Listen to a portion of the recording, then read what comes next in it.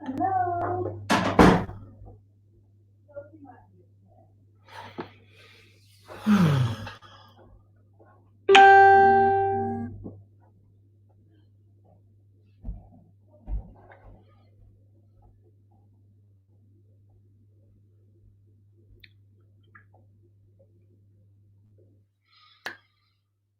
Good morning. Welcome. I am so glad that you have joined me today. I am going to be speaking about self-care and my top tips to self-care. So, yeah, hi Lynn. Hey, amazing to see you all. Hi Louise. So great to see you all. So I was just talking to a dear friend, fellow therapist, and we were giggling at just how did we do things before this? How did we think that it was okay to to have our work-life balance in the way that we did? So now I find myself having created this work-life balance that's like something that I never dreamed was possible. And I'm really excited to share that with you. And I'm excited to share that with you because I'm just hoping that it's going to inspire you. And I'm hoping that if you have also been stabilizing into a more favorable self-care routine, I'm just hoping as well that I can inspire you to want to stick at it once this self-imposed lockdown situation is over, because it's going to be really easy for us to just go back to our old way and say, well, that was a beautiful holiday and that's how it had to be, but now we need to get back to the real world.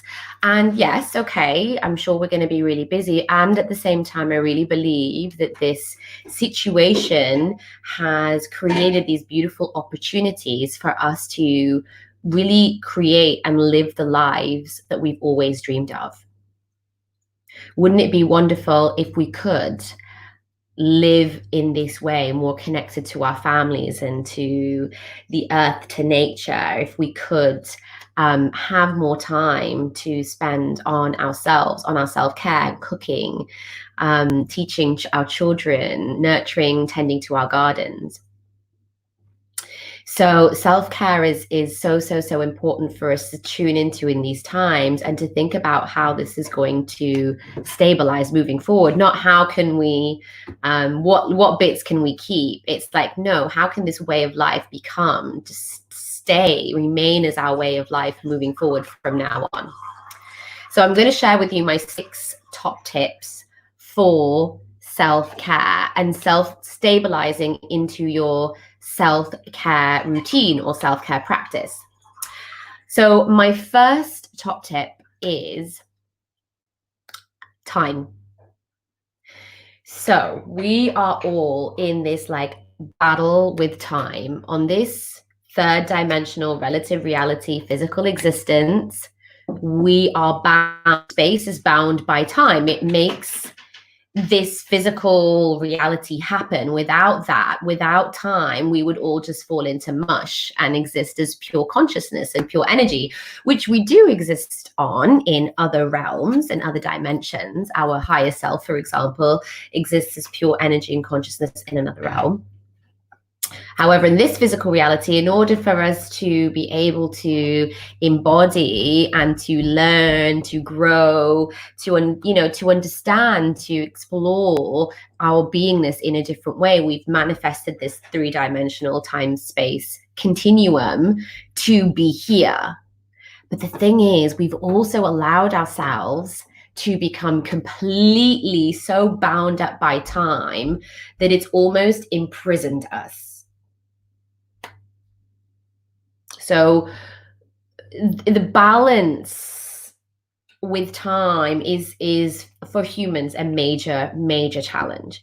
It always seems to be, oh, when I have time, I'll do that. but we have an abundance of time. We're bound by time. And so my first top tip is to carve out the time that you require for your optimum self-care and to stick in it every day, to put it in your diary as if it's an agenda, a business or a work agenda item. So during the self-imposed lockdown and just before then, I'd started to stabilize into a new way of doing my self-care and self-practice of carving that time out.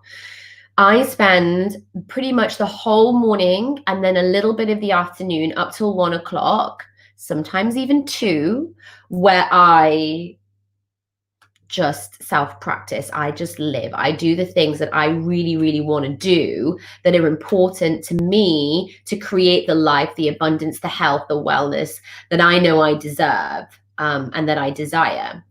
So I will meditate in the morning. I will do some self-practice. I'll, maybe work on some things around the house. I'll cook my food. I'll do my 11:08 transmission.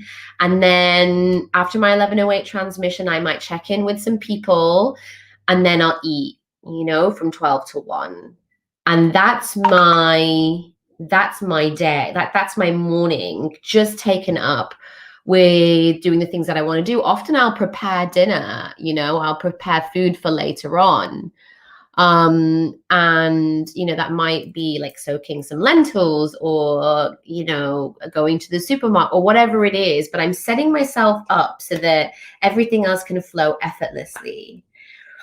It is such a blessing to be able to carve out that time and devote that time to yourself, and it's really important for us to know that when we're borrowing time from here, there, and everywhere from other people, when we are trying to use our mind to break into and break apart and break free of time, it's not working with the flow of the universe. It's not working with the flow of time. We literally can bend and warp time if we want to, but we've got to work with it. We've got to have that intention to really use our time creatively, to carve out the time and to work with the time rather than trying to borrow it from here, there, and everywhere, because we're not respecting the boundaries of the way that time works, the energies of time.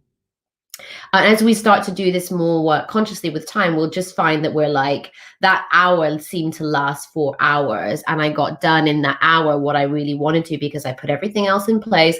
I carved that time out and then I magically made it happen.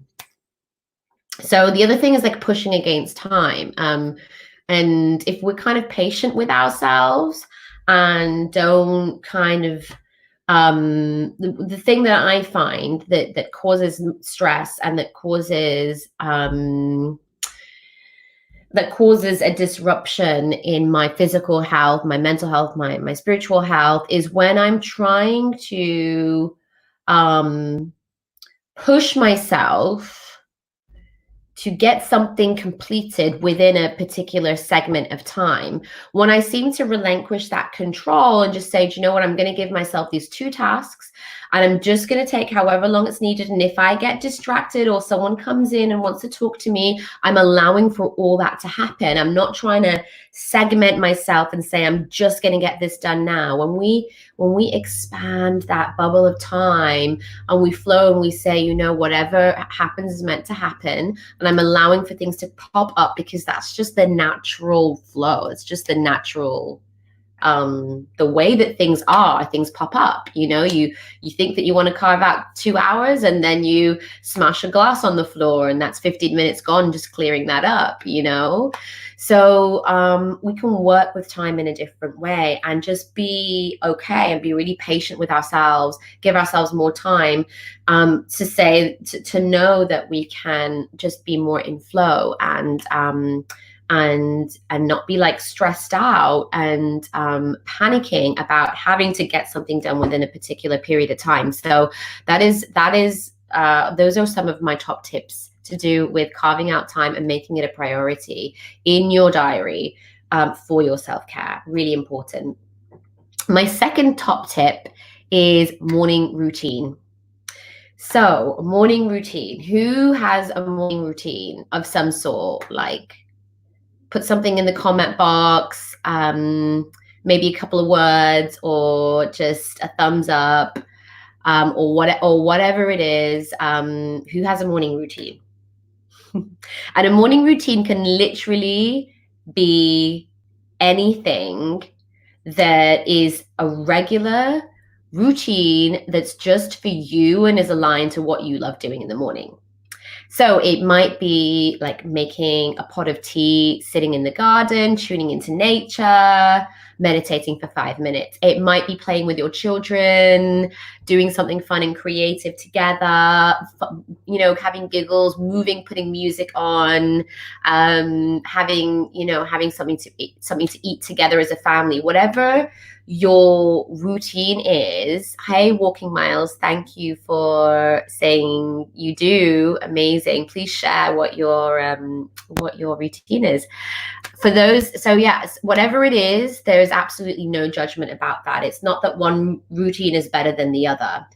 It just comes back to the first point, which is carving out that time for yourself that is every day where you sit and you just allow yourself to be before you get on your phone, before you have to tend to those work things. It's carving that time out. So, I say to clients, to partners, anyone that wants to meet with me, that nothing happens until like after 12, because that time in the morning is so important for me to practice.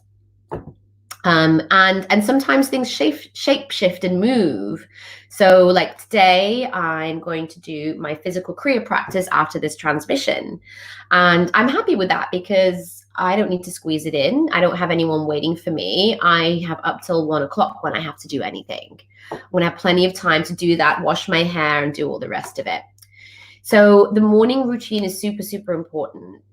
We have some people that have commented on Facebook that you like to drink lemon and ginger and do some stretching. Amazing. And you're on and off with your morning routine. So yeah, so many of us we all are. I'm often on and off with my morning routine. I think the key is to have a few different things that you love to do. So my morning routine is always on because I've managed to get to a point where like I'm happy. I've carved that time out.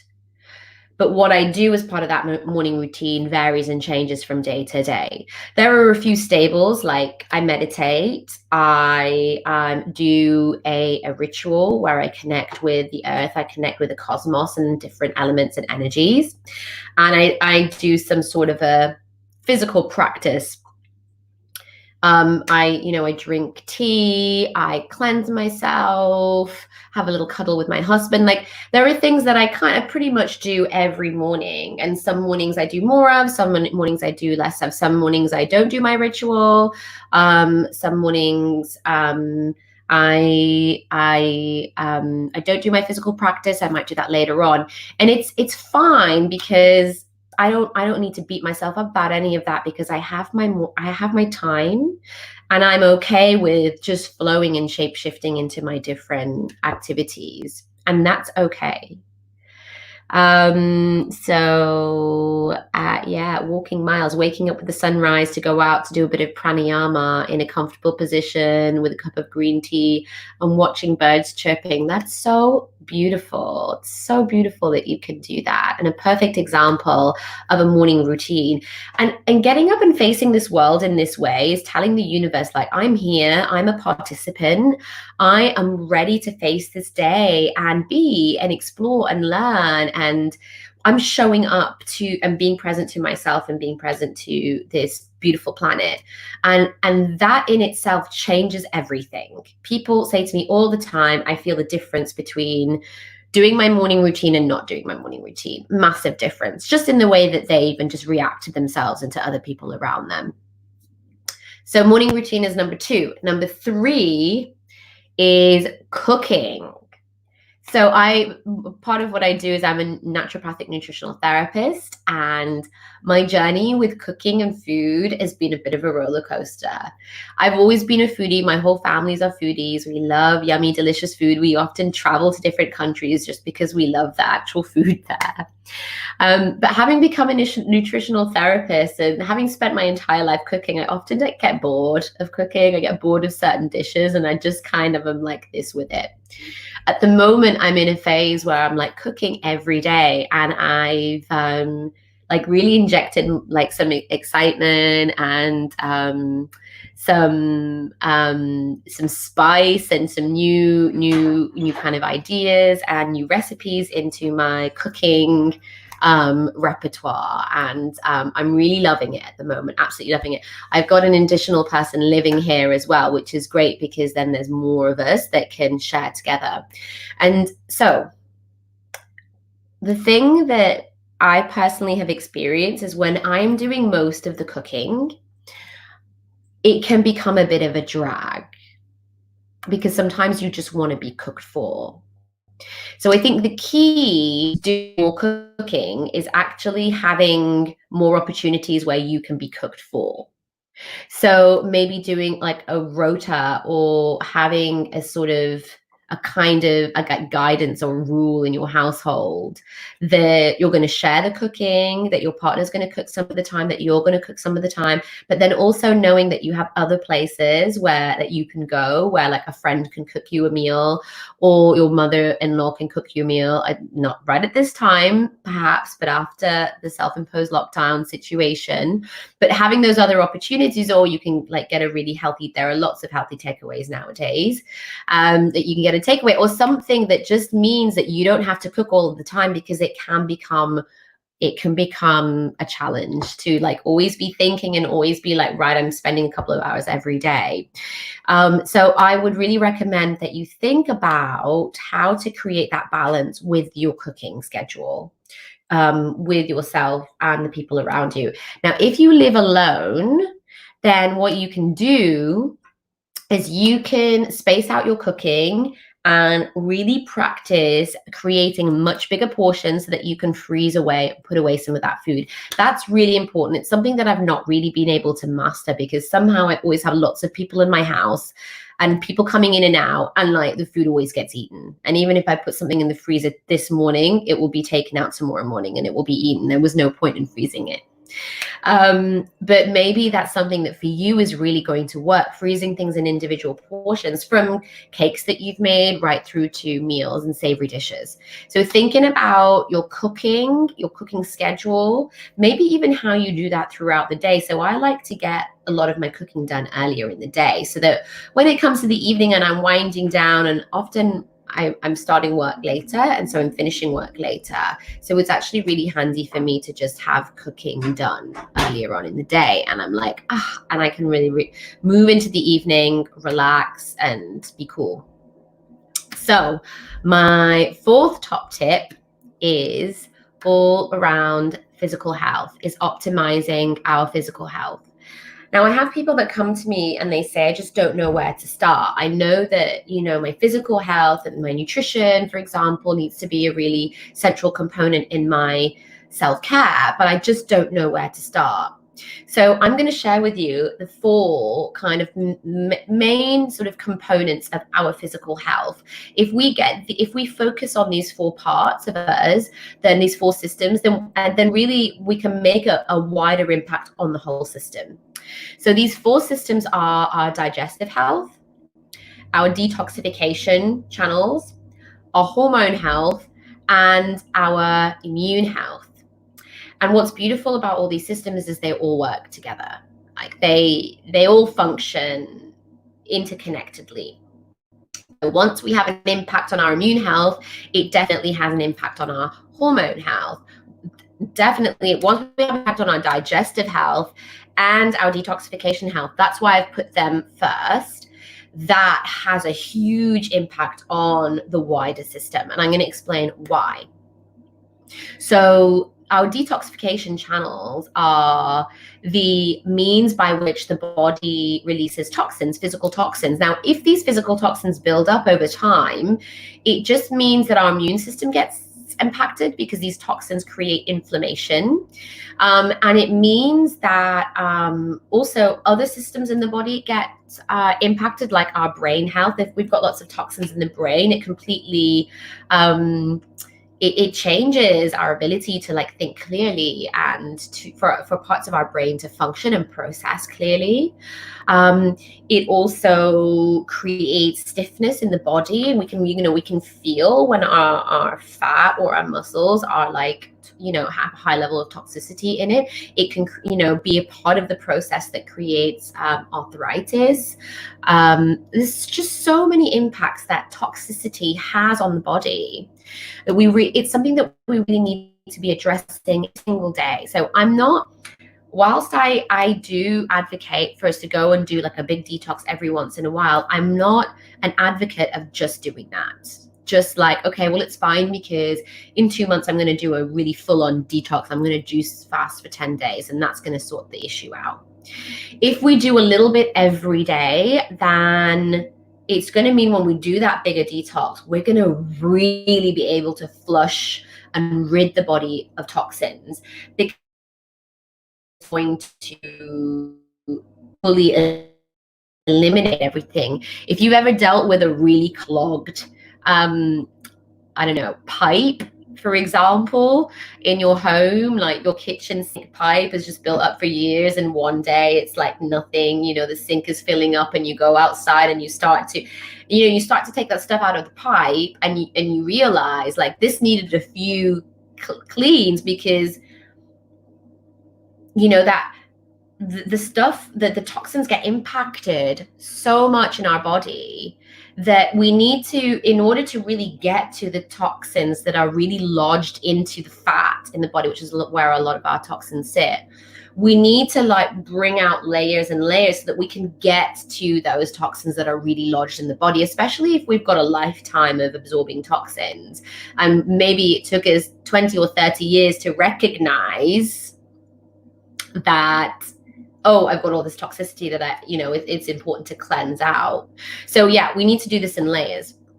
So in order for us to detoxify, we've got to recognize that our major detoxifying organs are the liver, the lymphatic system, the kidneys, the blood, the breath, the lungs, and we detoxify a lot through our skin as well. So there's a lot we can do to optimize these different detoxification channels. I guide my clients through this, particularly people who are facing chronic health conditions, autoimmune conditions. We spend a lot of time working through all of these channels and working to clear them. But I'm just going to talk about why it's important and how the digestive system is linked in this, because ultimately much of the toxins, particularly that is dealt with by the liver, get dumped into the gut. So when they're removed, they get put into the gut and the gut excretes them. But if our gut is also, shall we say, clogged, then those toxins are potentially being reabsorbed back into the body. Okay, so if that stuff is going to sit there, it's just, it's going to go through the gut lining. The gut lining is very thin, it absorbs very easily. If we have, leaky gut or, issues with the gut, then it can be very easily, the toxins can be very easily reabsorbed back into the body. So actually the first thing that we need to do is we need to address our digestion. We need to make sure that our digestion is clear and that our digestion is optimized. Then the liver can work really, really well, really hard to detoxify what it's storing.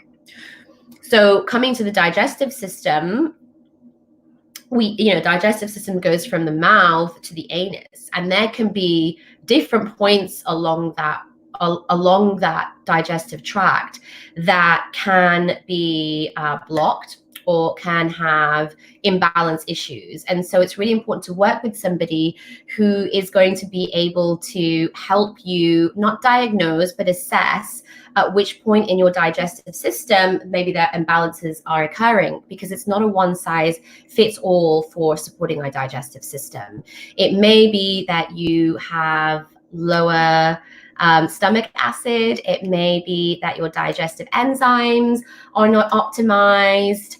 It may be that you could do with having more bile secretion. So it's individual for everyone. If you have digestive issues, I would recommend that you go and see somebody that is a specialist in this area and that you work out what support you need specifically for your digestive system so that you can get things running smoothly. And that's going to prepare you for liver detoxification. And to detoxify the other systems like the lymphatic system, there are so many simple manual lymphatic drainage massage techniques that you can do on yourself. So there's a kind of a patting technique that you can do, which is moving upwards towards the heart. You can also do body brushing. Just breathing and moving is going to help the lymph also flow. The lymph takes in the toxic overspill of the liver. And working with the breath, so working with breath kriya and pranayama are such important ways of detoxifying. We release so much, not just physical toxins, but also energetic burdens. We release a lot of emotion, a lot of sort of extra baggage that we're carrying around energetically through the breath. It is just one of the most powerful ways of releasing. Okay, so that's an overview of my fourth top tip, which was all around physical health. And my fifth is movement. So I've just mentioned movement is really important for the lymphatic system. I think it's really clear to everybody why exercise and movement is so important on so many levels for self-care. We can get really stagnant in these times and forget that this physical vessel really needs a lot of tending to and nurturing. And then when we start to move, we realize how stiff we are.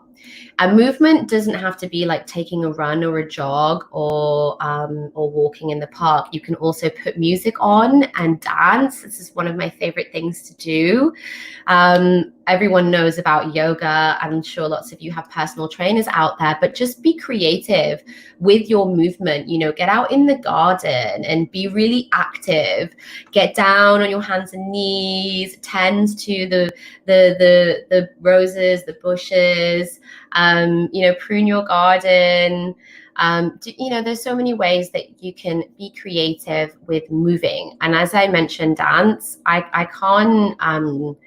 can't stress enough just how important putting music on and moving your body is on so many levels. It's also very deeply connecting for self-energy. It's really beautiful for activating our heart energy. And if we're going to be singing as well along to the music, then of course activating our throat and helping to tone our communication. So the final top tip. Thank you, Walking Miles, for joining. I will see you later. Please stay connected. And my final top tip is pampering. So pampering, what is pampering? You all know what pampering is, and this is something that you need to do more of. I know you do, because every one of us on this planet could do with more pampering.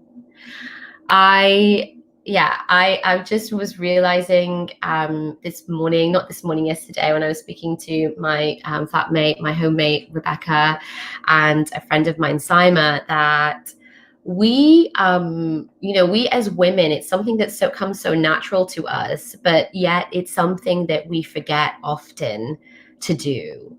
And we'll book in for a massage once a month or a facial once a month. And really, it's something that we could be doing as a community together, sisters and friends, every week on a weekly basis. Do not underestimate the power of a good pamper, of a good head rub or a foot massage or hand massage, and sharing that and exchanging that with people around you. We don't need to wait until we are able to get out to a massage. It's something that we can set up and do together right now in this moment. It just takes a little bit of I don't know, a little bit of courage to maybe step forward and ask a friend if they wouldn't mind giving you a head rub, for example. And also, again, coming back to the time thing, just carving out the time. We just need to do this. It's really super important. So a couple of girlfriends and I on Saturday that I live with are going to be we're going to be swapping. We're going to be each carving out 45 minutes for each other. So there's 3 of us, and one of us is going to do hand and foot massage, and the other person's going to do a facial for the third person to just enjoy. And then we're going to swap, and we're going to do that over a 3-hour period. And we've dedicated ourselves to doing that every week. So that every week, this touch is so important.